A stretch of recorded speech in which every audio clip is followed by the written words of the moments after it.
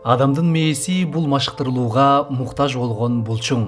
Ал канчалык көп көнүгүүлөрдү аткарып, ар дайым аракетте болуп турганда кубаттуулугу жогорулап, күчтөнүп турат.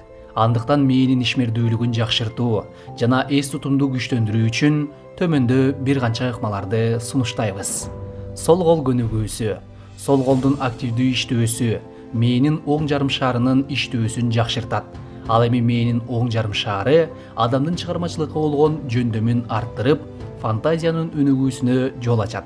Жана ошондой эле бир учурда ар тараптуу маалыматтарды кабыл алуу жөндөмдүүлүгүн арттырат. Сол колдун ишмердүүлүгүн жакшыртуу үчүн сол колуңуз менен өмүр баяныңызды жазыңыз. Кадимки көнүмүш адаттарды сол кол менен дагы аткарыңыз. Мисалы чач тароо, тиш щеткасын колдонуу, китептин бетин сол кол менен барактоо жана башка ушул сыяктуу. Ошондой эле эгер сиз бир учурда эки колуңуз менен тең жазуу көндүмүн өздөштүрүп алган болсоңуз, анда утуштасыз. Андыктан оң кол менен эле эмес, сол кол менен дагы жазууга көнүңүз. Сезүү органдарыңызды көп колдонуңуз. Толкундануу, жандануу, жаңы нерселерди үйрөнүү, кызыгуу жана таң калуу сезимдериңизди өөрчүтүңүз. Айтор, буюм, табигый зат, өсүмдүк болобу колуңузга алып, кармап көрүңүз. Жытын сезиңиз, түзүлүшүн изилдеңиз. Өзүңүзгө дайыма суроо бериңиз. Кечинде эмне кылдым? Бир саат мурун эмне кылдым?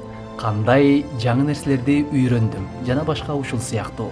Сол бут менен оң колду, оң бут менен сол колду дал келтирип, кадам шилтеңиз. Мээнин ишмердүүлүгү артсын.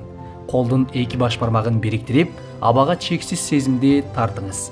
Жана бул көнүгүүнү бир күндө бир канча жолу кайталап жүрүңүз. Колдун манжаларынын учу сезгич келет. Жана манжанын учтарында эс тутумга түз таасир берген нейтрондор жайгашкан. Андыктан манжалар менен аткарылган көнүгүүлөрдү да аткара жүрүңүз.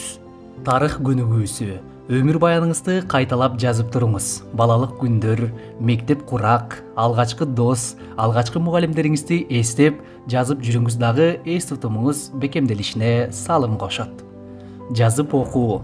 Китеп окуп жатканда кызыктуу фактылар, цитаталар, макалдар жана асыл ойлор айтылган болсо, ошол сөздөрдү колуңуз менен атайын дептерге көчүрүп жазып алып, кайталап жүрүңүз.